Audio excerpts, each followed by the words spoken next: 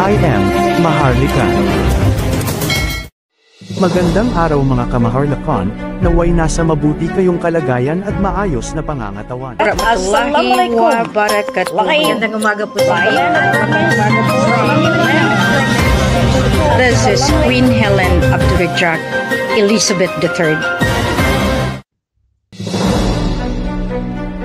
Assalamualaikum warahmatullahi wabarakatuh. Live from the land of our forefathers. This is Queen Helen Abdurrahman Elizabeth III, September 28, 2024, 8:40 in the morning. Maraming salamat sa inyo sa ngayong panahon. Kailangan natin magbuklod-buklod kasi wala na tayong panahon. Sinabi ko sa inyo noon na delay ako ng husto dahil din sa kagagawan ng mga kasama natin na pinagkatiwalaan. Sa ngayon, akala ng BARM na mayagpag na sila. Akala noong mga mamamatay tao na umakyat sa trono nila na sila ang mamumuno. Maling-mali po sila dahil 2009 may United Nations ruling na. United Nations nagpadala ng kanilang kinatawan sa takurong mismo sa pamamagitan ng pinakamataas na opisyales ng kapulisan sa Pilipinas. Ngayon, pakinggan ninyo mabuti. Ako, si Maria Helen Panolino, taga Takurong City, sa Purok Katipunan, Kalian, na dati ay nasa Barangay Aper, Katungal. Ginhimo ko nga basihan ang pagbawi sa tanan nga kalupaan sa tibuok na soberenya ang akon sitwasyon, ang sitwasyon sang akon mga kauturan nga ara dira sa purok nga ina, nga kung diin ang lugar nga ina mohon sang reyna nga pobre nga ginaapak-apakan sang tanan. Karon pamatiin ninyo ako sang maayo. Since 1986 may ruling, may batas nga hindi magbenta sang kalupaan. Karon nagapinamayagpag kamo, ibenta ninyo ang lupa nga kung saan ara ako dira naga mayor kay ina ginabayaran ko ang mga taxes nga ina bilang patunay nga ako dira nagapuyo, nagahatag sang kamatuoran kay kung sino ang magkuha sadna tulilot pauya balaan ko nga ikaw ang nagaguide. Kung sino man nga bata sang Velasco nga ara dira may kasunduan kami sang isa ka anak. Kung ibaligya nyo ina, since 1986 wala na poder. Kaya tanan nga land authority, regulatory ng mga kalupaan, Bureau of Land. Karon Takurong Takurong City, nag-istoryahan na kita. Kamo nga ara dira sa assessor office. Tanan kamo, nakabalo kamo sadna sang istorya. Ginbutang ko ina sa pangalan ko, ginbalik ninyo kay Tarosa. Si Tarosa wala sang poder. Si Velasco ginbakalya ina pero naaayon sa batas. Wala kamo sang karapatan nga ibenta ina. Si Alcain ginprenda niya sa bangko sa Takurong sa Rural Bank. Siyempre, gitransfer niyo kay Tarosa. Karon gin bakal ni Velasco pero wala nakabutang dira nga ginbakal ina. Gani ginapatunayan ko ina sa buong mundo ang pagbawi ko sang kalupaan ng mga pobre. Pobre ako pero tingwaan ko nga ina nga parte sang lupa mababawi ko ang tibuok soberenya. Nabawi gani ang sulo, kamo pa, nabawi gani ang kalupaan sang kadlagkuan, kamo pa. Gani mga kauturan ko. Hadlok kamo, ang tibuok Mindanao nasa mapa ng United Nations. Ang tibuok na mapa sang Visayas nakabutang. Ang tibuok mapa ng Luzon nakapailalim sa soberenya na iyan ang mapa ng Islas Pilipinas na ginahawakan ng Queen of Universum Magnum at ang Queen ng Global Earth. Karon magkaradlaw pa kamo, kanami sa inyo pang bala, daw kanami gid nga kuan karon kamo nga mga Muslim makamong mga muklo nga ginahambal nila, maluoy kita sa kaugalingon naton. Tanan nga kalupaan hindi na ninyo makuha kay nga aman mismo ang mother title nasa akon. Pangitaan ninyo karon kung diin ina. Amo gani na nga nagpanglakaton ako para mabalaan ko ang kamatuoran. Tidiin ka mo subong, amo gani na nga naluoy man ako sa akon nga mga kauturan nga nagaralain na sang buot. Kay tungod ako nagabulig sa katagkuan. Pero sila wala ko daw ginabuligan, wala kamo kabalo. Nga ina ang akon showcase sa pagbawi sang tanan dahil ang nakikialam ang mga kadlagkuan nga may kwarta. Ti karon kay pangbawi on tabala pati kwarta nanda diin sanda makadtubi. Ti kung hindi ka mo iya magpati, magharalin ka mo sa lupa na kung saan ang soberenya ginatungtungan ninyo. Din ka mo makadto. Maski ka mo pa ang pinakadako, pinakamayaman, nga famous dira sa inyo kalupaan. Wala ka mo pag-aari iyan ng soberenya.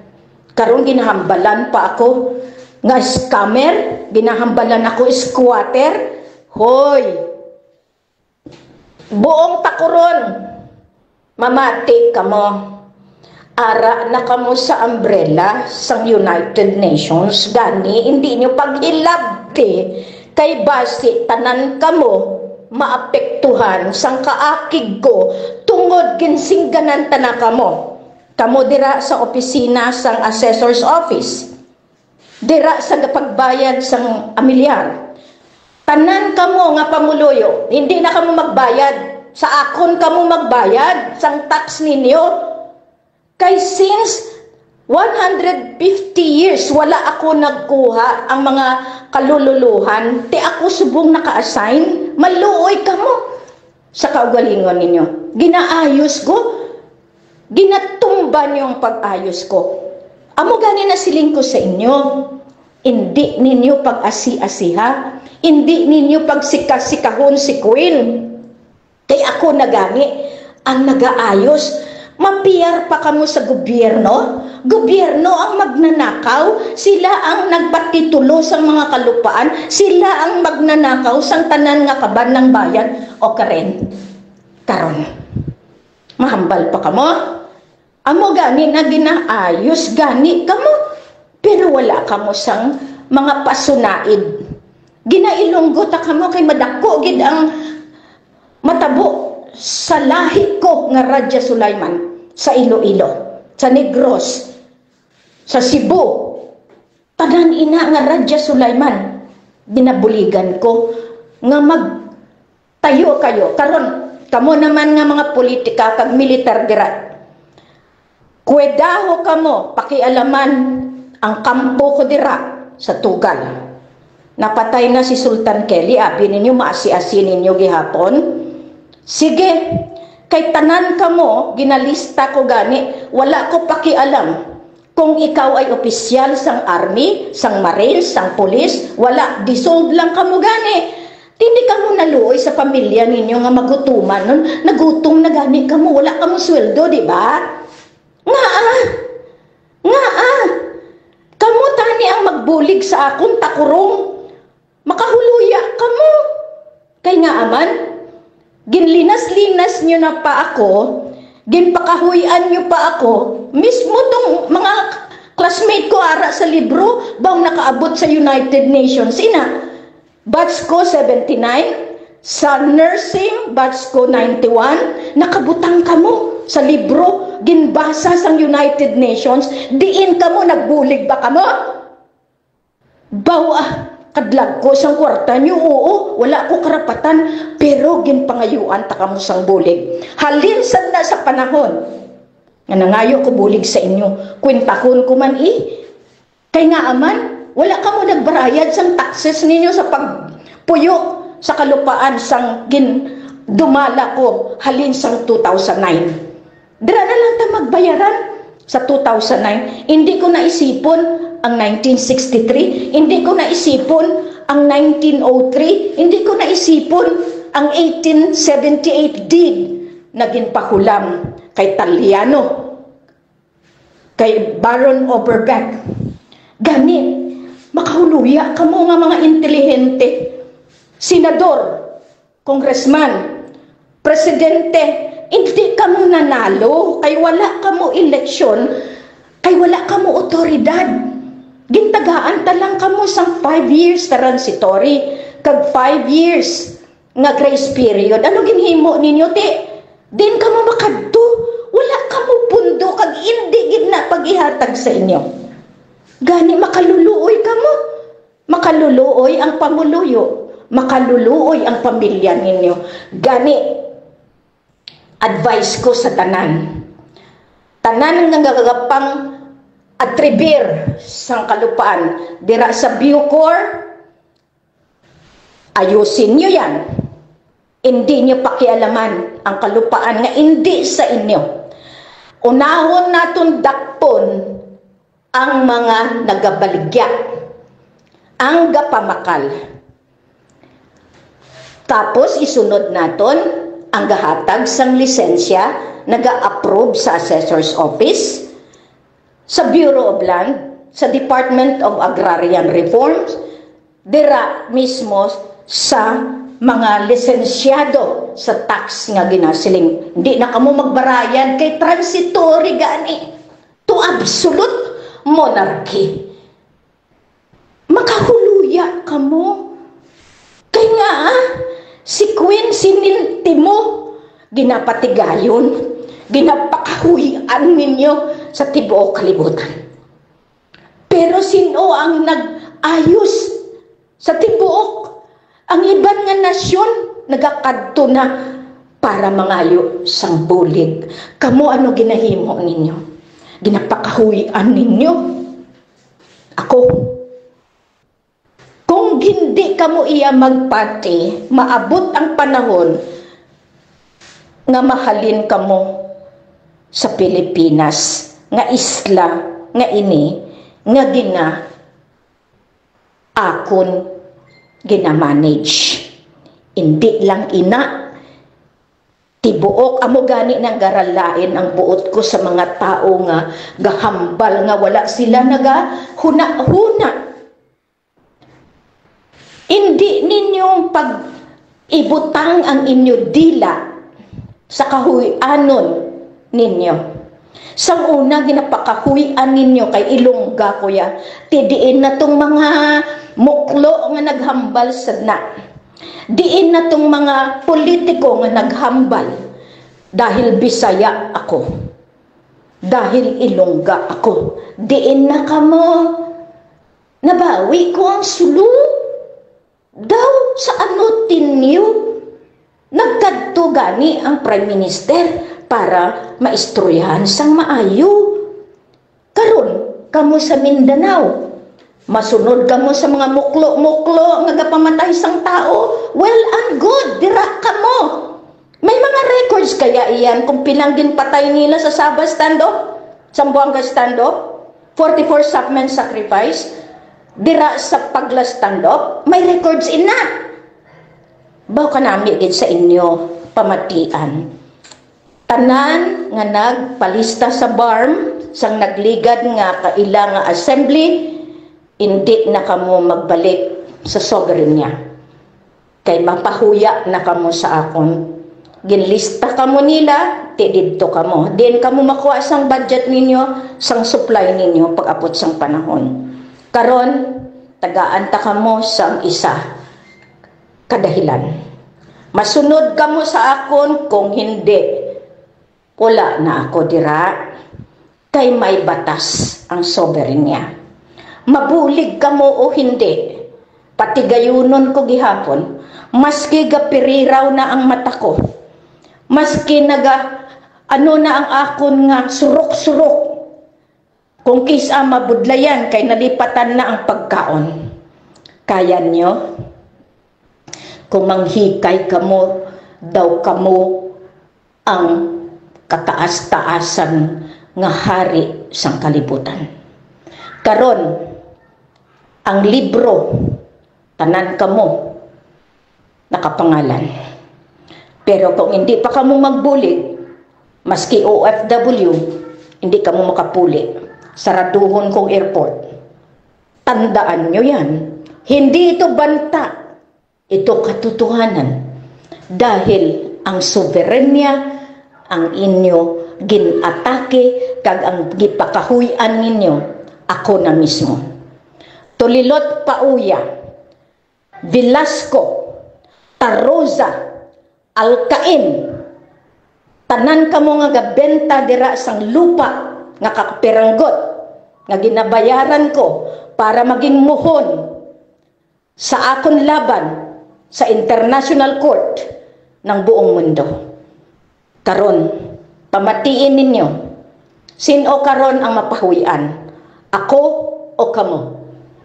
Kay ina, ang akon gintubsukan nga muhon sa tibuok kalibutan sa kalangitan.